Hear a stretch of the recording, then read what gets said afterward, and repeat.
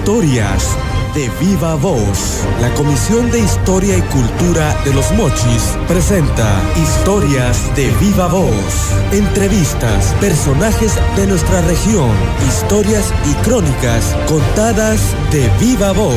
De viva voz. Sean bienvenidos.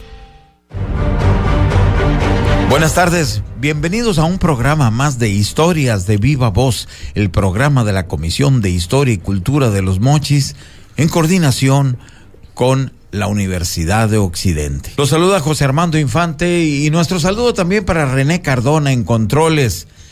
Y en esta ocasión vamos a hablarles acerca de la administración 2011-2013 del ingeniero Zenén Xochitl Enciso. Y para hablar de esta gestión administrativa en la presidencia municipal, pues tenemos precisamente como invitado al ingeniero Zenén Aarón Xochitl Enciso, a quien le damos la bienvenida. Bienvenido, Zenén. Gracias, al contrario, gracias por la oportunidad, gracias de llegar a todo el auditorio, José Armando, y pues nos da mucho gusto poder estar aquí en Radio UDO. Sí, fíjate que en este programa nos ha interesado mucho hacer una revisión de lo que pues es nuestra historia reciente, es nuestra historia en el sentido de que la presidencia, la administración pública municipal lleva una responsabilidad inmediata con la ciudadanía, impacta a través de la obra pública, a través de la gestión que se ha hecho, y creo que en ese sentido será muy útil conocer de viva voz justamente la idea de este programa, de viva voz conocer un poco de esa historia que conlleva a todo el municipio de Ahome.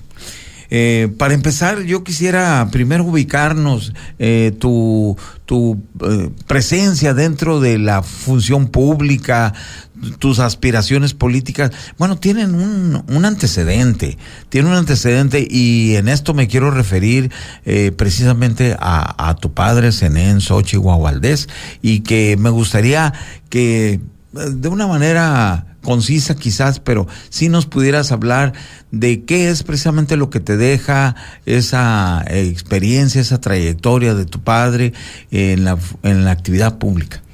Pues mira, quiero decirte, José Armando, que pues, como lo dicen, me pegaste en el codillo. La verdad es que hablar de mi padre y de su vida y sobre todo de su legado, él que ingresó a Acción Nacional y que fue uno de los fundadores aquí en el municipio, que dio su vida completa a una causa por la democracia, por buscar un México y un Sinaloa y una Ahome mejor. Un hombre que se entregó, él recibió, podemos decir, el mote de ser el caballero de la política aquí en Ahome. El luchar contra un sistema, contra un gobierno en tiempos y épocas que se podría decir era casi sacrilegio, vamos a decirlo de alguna manera. Las vejaciones, los abusos de autoridad que en su momento me tocó vivir y ser testigo de cuando había pues un gobierno y un régimen totalitario. Creo que eso lo va formando y lo va forjando a uno, ver cómo era un hombre que se abrazaba a un ideal, a una convicción. Yo pues tengo muchos pasajes en mi vida que recuerdo con gran cariño. Por ejemplo, yo recuerdo cuando se dio el parteaguas en México, cuando en el 2000, en este caso el 2 de julio del 2000, el PAN ganaba la presidencia de la República por primera vez. Y me abrazó y me dijo, hijo, me puedo morir tranquilo porque me tocó ver lo que creí que no iba a ver jamás, ver ganar a mi partido la presidencia. Y creo que en ese transitar pues tuvimos experiencias muy, muy bonitas que al final de cuentas van forjándote también como persona. Casi materialmente me tocó nacer, crecer y desarrollarme dentro de Acción Nacional, ir de la mano con mi padre, acompañarlo en esa aventura que inició, y la verdad que creo que pues él se fue con muchas satisfacciones. Fue el primer legislador junto con Rigoberto López Alarit local de oposición en Sinaloa, en aquella primera legislatura plural que creo que fue en el año de 1980, en aquella legislatura donde por primera vez hubo la presencia de la oposición, y fue una de remar contracorriente. fue diputado federal en el 94-97 también, en la legislatura federal, y lo recuerdo luchando y defendiendo sus convicciones cuando le tocó votar en contra del incremento al IVA en aquella famosa roqueseñal que se dio cuando aumentaron del 10 al 15% el IVA. En fin, podemos hablar de muchos pasajes porque él fue un líder agrario, fue líder de la Unión Local de Productores de Caña por allá en el 78, 79, si mal no recuerdo, pues era yo un chamaco. Y pues igual era imposible de creer que un militante de Acción Nacional, inclusive quiero decirles que en una elección abierta, logró ganarle esa elección donde votaban los ejidatarios cañeros de aquí del municipio. En aquel entonces la Unión de Cañeros era incluso una organización mucho más fuerte que lo que es el Quinto Comité hoy en día, porque era la época de la bonanza del valle en la producción cañera, y le gana la elección a don Antonio López, recuerdo, expresidente municipal de Ahome, que fue algo pues muy sonado. Fue comisariado ejidal también en el ejido 1 de Mayo, también ganando su elección. Entonces fue alguien que le tocó abrir el surco y sembrar la semilla, y creo que contribuyó de manera muy, muy importante al desarrollo democrático de este municipio y de este estado. Tus inicios en la política tampoco fueron, pues ahora sí que por la puerta grande. También hubo un camino, una trayectoria. ¿Qué recuerdas precisamente a propósito de esta trayectoria inicial dentro de lo que es la vida pública? Pues mira, mis primeras actividades, como te digo, inicié desde muy chamaco en el PAN, acompañando a mi padre, pero ya en las filas del juvenil del PAN. En aquel entonces pues íbamos y pegábamos propaganda, en la época del engrudo, pintábamos bardas. En algunas ocasiones por andar repartiendo propaganda del PAN, las mismas policías nos detenían y nos llevaban cuando las campañas de don Ernesto Hayes y de Rodolfo Peña Farber, hablando de las campañas del 80 y el 83 o en el 86 con Manuel Cloutier. Y pues yo inicié siendo suplente del doctor López Brito cuando él fue diputado local por allá en el año del 93, que fue diputado local, y que posteriormente a la conclusión de esa diputación, López Brito en el 95 buscó la alcaldía Ahome y la cual obtuvo el triunfo. Me tocó ser regidor, en este caso, en la administración del doctor López Brito.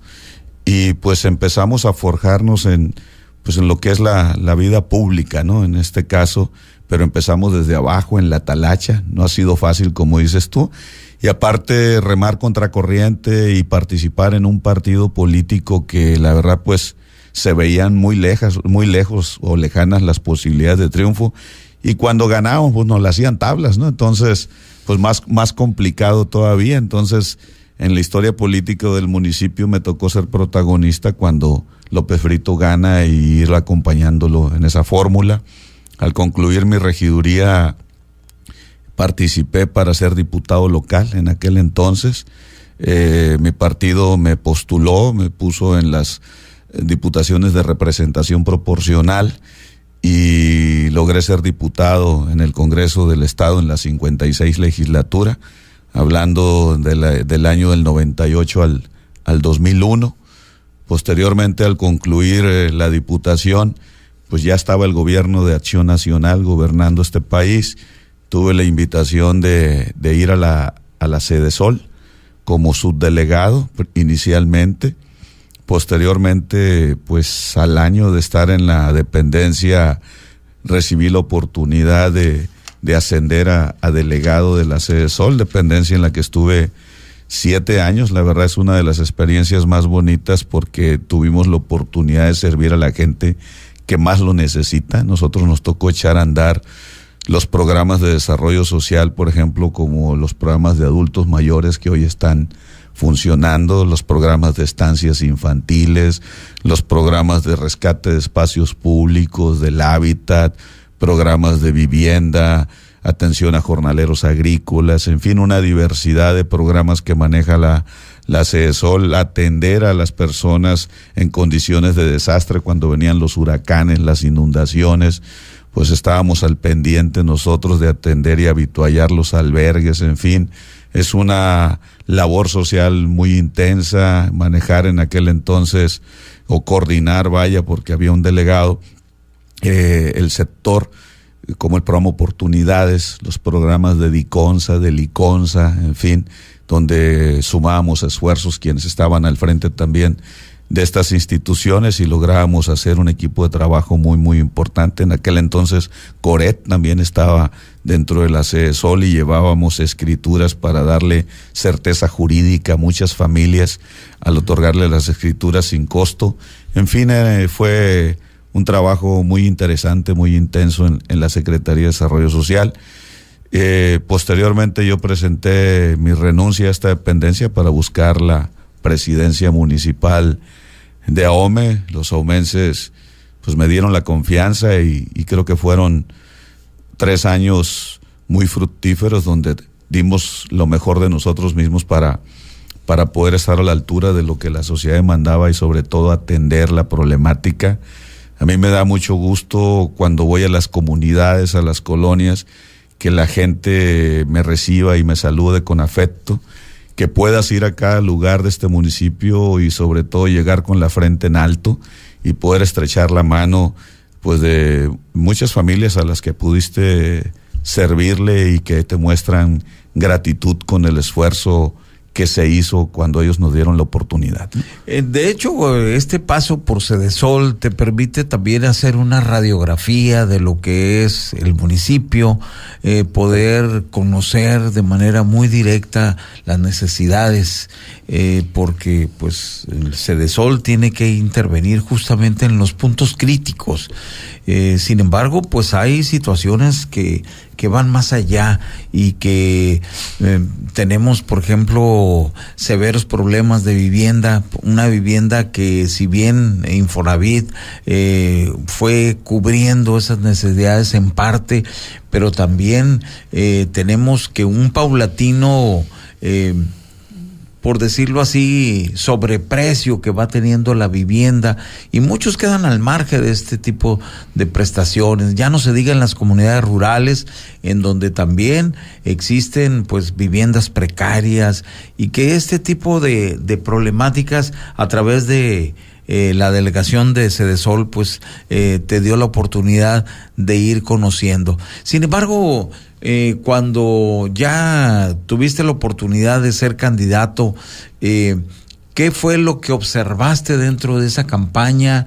¿Qué fue lo que no habías percibido quizás en tu trayectoria anterior y que pudiste no solamente atender, sino digamos visualizar en un primer momento cuáles eran las cosas que podrían ayudarte a definir un programa de trabajo para tu administración? Le acabas de dar en el clavo, José Armando. La CEDESOL para mí fue una escuela muy grande. Primero te sensibiliza porque tratas con los pobres de los pobres. Entonces conocer de cerca y ver el rostro de la pobreza como ser humano te toca las fibras más sensibles. Eso por un lado. La otra, en la CEDESOL aprendes a planear y hacer estrategias de trabajo. Y lamentablemente digo porque eso lo visualicé porque materialmente me tocó atender a 3 generaciones de alcaldes en mi transitar por la CEDESOL. Me di cuenta pues de muchos de los errores que se cometen, de las deficiencias que a veces se generan porque no hay una planeación en el trabajo. Muchas veces se ejerce el gobierno en los ayuntamientos por ocurrencias, y muchas veces tiene que ver el perfil pues profesional, ¿no? De quien llega a la presidencia. A veces escogemos un doctor, a veces escogemos un empresario, a veces escogemos un agricultor. Entonces cada quien trae una visión diferente, pero no hay una planeación en el trabajo. Y eso es una de las cosas que se aprenden en la CEDESOL, a planear y tomar decisiones con base en indicadores y en estadísticas. Nosotros lo primero que hicimos fue hacer un diagnóstico precisamente de la situación del municipio para definir y establecer las estrategias. Ese diagnóstico que te arroja las condiciones y las circunstancias en las cuales se encuentra el municipio. Yo te voy a poner un ejemplo. En mi caso, tuvimos que llevar acciones a cabo que quizás otros municipios o otras administraciones y otros alcaldes no tuvieron necesidad de hacer porque las circunstancias a lo mejor no lo ameritaban. Y el ejemplo más palpable es cuando yo llego, recibo el municipio en las peores condiciones en materia de inseguridad en Ahome. Recordarán cómo pues la delincuencia estaba apoderada de las calles, la gente tenía miedo, literalmente se le asaltaba en la calle. El tema de cómo nuestros jóvenes estaban cayendo pues en las tentaciones de incursionar en la delincuencia organizada porque pues no sucedía nada, ¿no? Y se les hacía más sencillo porque se dejaban ir por, no sé, por el glamour de tener el dinero fácil y a lo mejor ver las ostenticidades que a veces vemos en quienes andan en otras actividades. Y tuvimos que instrumentar programas de prevención porque el tejido social en nuestra comunidad, que Ahome era el oasis de Sinaloa, y lo estábamos perdiendo. Tuvimos que delinear una estrategia en ese sentido y establecimos programas para ir precisamente al rescate de nuestros jóvenes, a recomponer el tejido social, y creamos aquella estrategia de Ahome Despierta. ¿Y cuáles eran nuestras acciones? Pues le metimos como nunca al tema de la cultura, al tema del deporte, al tema de la educación. Rompimos paradigmas, por ejemplo, creamos la dirección de educación, donde pusimos a una señorona, en este caso a Lore de la Vega, al frente de esta dependencia, que no existía, y creamos políticas públicas. Y hubo programas de nuestra administración que trascendieron. Por ejemplo, nosotros creamos las becas de transporte para que los jóvenes de la comunidad rural pudieran venir a estudiar a la cabecera, en este caso a Mochis, la gente que venía de Liguera, del Carrizo, de comunidades como el Hitsamur y el Colorado, que no hubieran tenido una alternativa si no les damos esas becas. Yo otorgué 1,500 becas anuales a jóvenes de nivel profesional que venían a estudiar a los Mochis. Hoy el Instituto de la Juventud a nivel nacional tiene esas becas de transporte, y qué bueno que dejamos un legado. El programa en sí mismo de Ahome Despierta, cuando llega la administración del presidente Peña Nieto, independientemente de que fuimos galardonados, en el 2012 recibimos el premio nacional que otorga el CIDE, con relación a estas políticas públicas que van encaminadas a ello de recomponer el tejido social. Y logramos incluso cambiar las reglas de operación del Subsemún para que se pudieran destinar recursos a la prevención del delito. Incluso un 20% del recurso del Subsemún se iba hacia allá. Pero lo más importante de todo es que cuando llega Peña Nieto, crea precisamente el Programa Nacional de Prevención del Delito y crea la Subsecretaría de Prevención del Delito dentro de la Secretaría de Gobernación. Y fue una satisfacción muy grande cuando vino Campa Cibrián, el subsecretario, a Sinaloa, y tuvimos una reunión con el exgobernador Maloba y su gabinete de seguridad, y le dice Campa que la estrategia del presidente Peña Nieto va encaminada a trabajar en el esquema que nosotros diseñamos en Ahome Despierta. Dice, venimos a Sinaloa a aprender porque Ahome ya demostró que tiene una política pública exitosa en esta materia, y esta política pública se llevó a muchos ayuntamientos a lo largo y ancho del país, y la verdad es una satisfacción personal y de quienes trabajamos en esto también, que lo hemos compartido, el haber aportado algo, ¿no? Que incluso se llevó a otras latitudes. Por poner algunos de los ejemplos, a través del trabajo, del esfuerzo, fomentamos el tema de la cultura a través del festival. Recordarás aquellos conciertos de la Osla en el Cerro de la Memoria, memorables, que primero dijeron, oye, que esa locura como la Osla en el Cerro de la Memoria.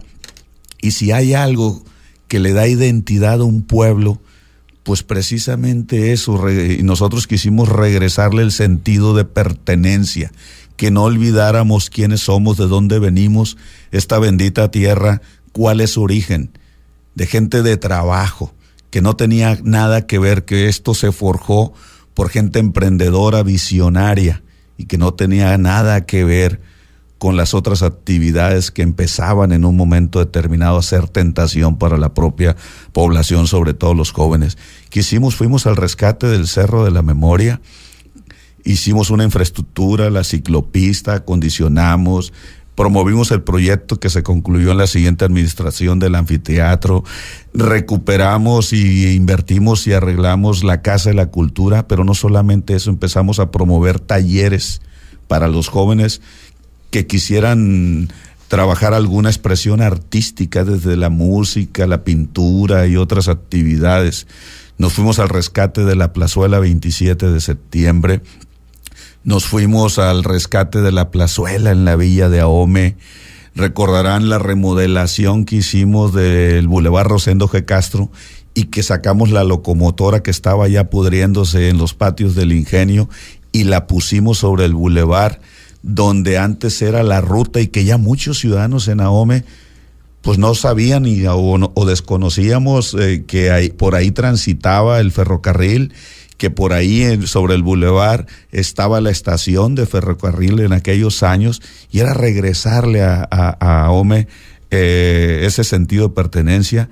Cuando nosotros fuimos y vimos las ruinas de la Varsovia, dijimos, ¿qué vamos a hacer con esto? Porque de una otra manera nuestro origen, pues hay que decirlo, la colonia americana literalmente ya casi había desaparecido, y dijimos, tenemos que preservar, pero hay que darle una vocación a esto.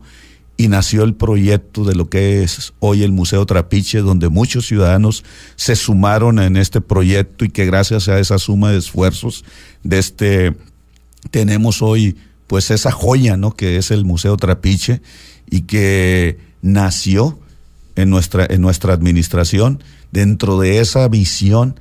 Cómo remodelamos en este caso el área del Boulevard Rosales, lo que tiene que ver con el Jardín Botánico, el corredor en el canal que alimentaba el viejo ingenio, en vez de tomar una decisión fría de decir, bueno, ya el ingenio no trabaja, tapo el canal, ya no lo ocupamos, se aprovechó el espejo de agua, se hizo un corredor que es precioso, que da un gusto transitar por esa área, y transformamos en este caso el área de ahí, el corredor que hicimos por la avenida Álvaro Obregón, que iniciamos, que era un proyecto inicial que ojalá se le pueda dar continuidad para ir poco a poco transformando el centro de la ciudad, ¿no? Sí, empatar esto con lo que es ahora el proyecto Zona 030, ¿no? Que de alguna manera tiende a hacer las vías amigables, un espacio incluso peatonal no en el sentido de que no transiten vehículos, sino que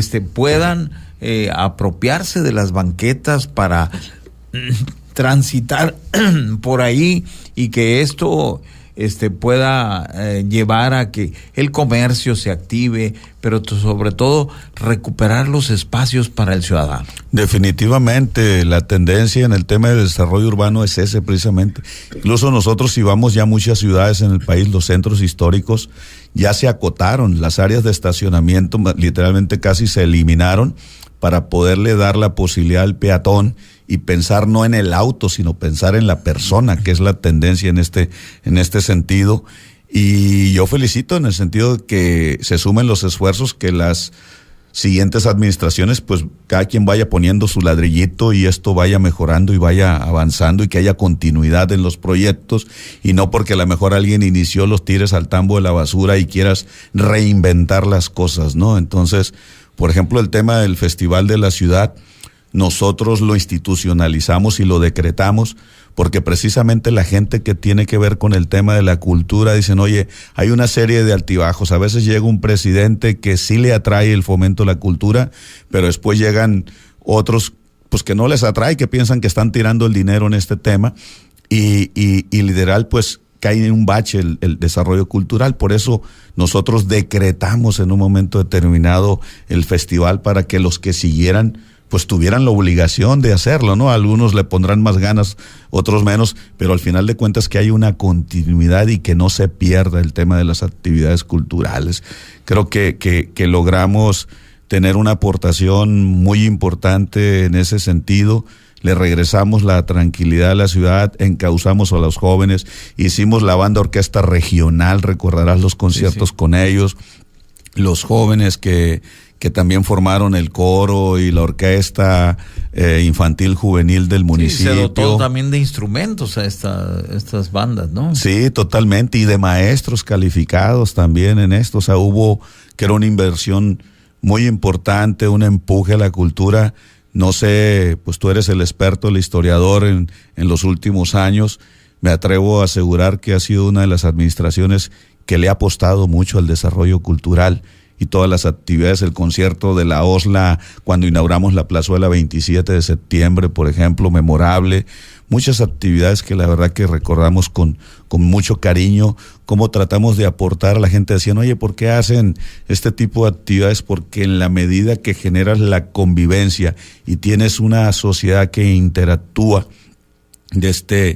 ahí están las villas navideñas que hacíamos para la convivencia familiar, todos los espacios públicos que hicimos en las colonias populares y llevábamos el cine en tu casa para que precisamente la sociedad interactuara y ir inhibiendo las conductas antisociales que se daban en esos espacios públicos que eran nido de vagos y de malvivientes. Se trataba de empoderar a la sociedad para que fueran dueños de los espacios y que las familias de bien, con sus hijos, con sus niños y todo, pudieran ir a esos espacios y generar esa recreación y esa actividad social que es tan necesaria, ¿no? Sí, sobre todo cuando, como lo mencionas, veníamos precisamente de una etapa de inseguridad crítica en donde las balaceras en el pleno centro de la ciudad, los robos de autos, los retenes que había ahí de maleantes y que de alguna forma la población se sentía insegura de transitar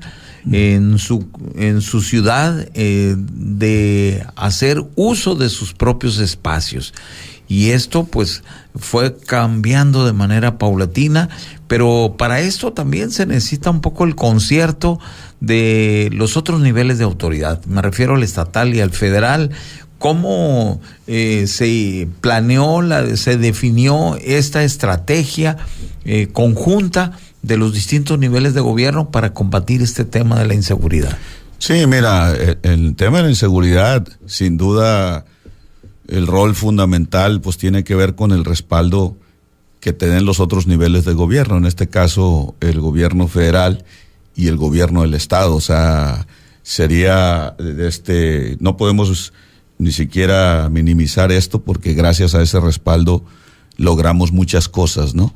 En lo personal, el venir del gobierno federal y de estar en la Sedesol y tener las relaciones y tener los contactos, pero sobre todo saber y conocer los mecanismos para poder acceder a los recursos, eso la verdad me sirvió mucho, ¿no?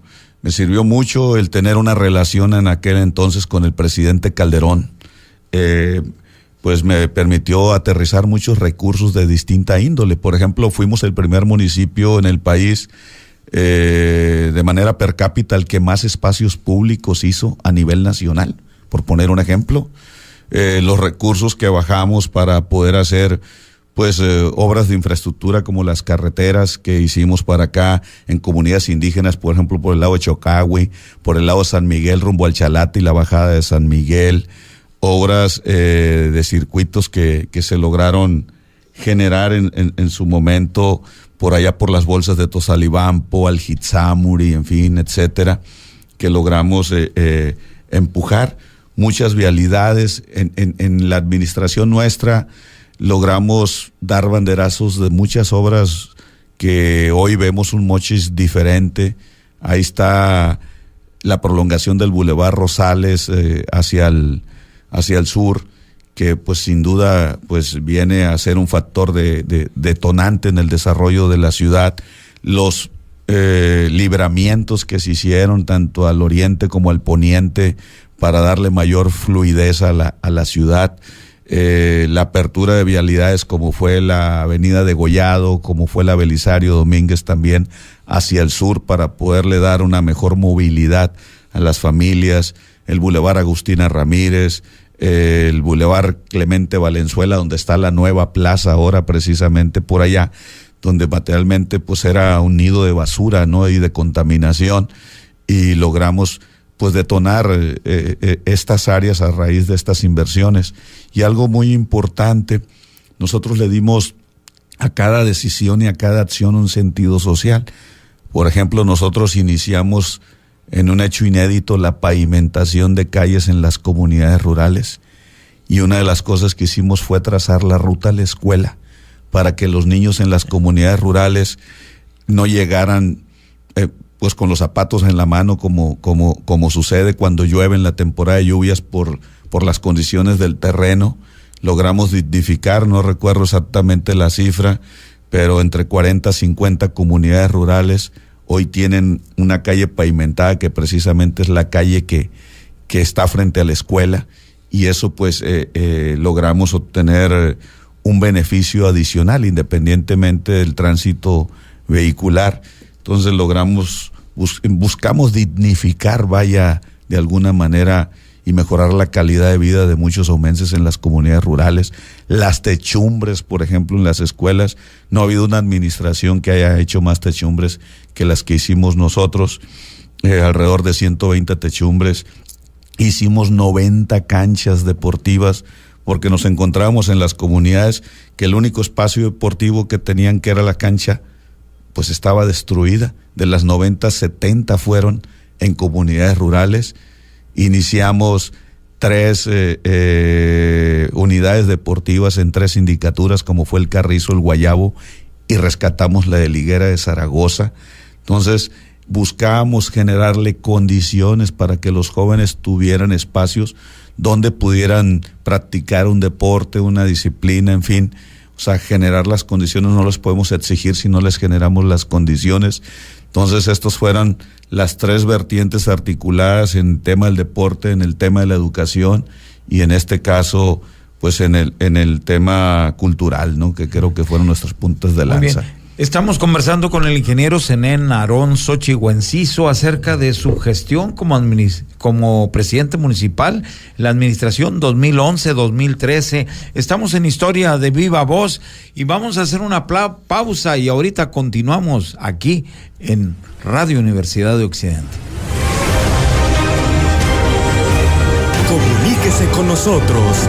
Teléfono en cabina 818-2025. Continuamos con más Historias de Viva Voz.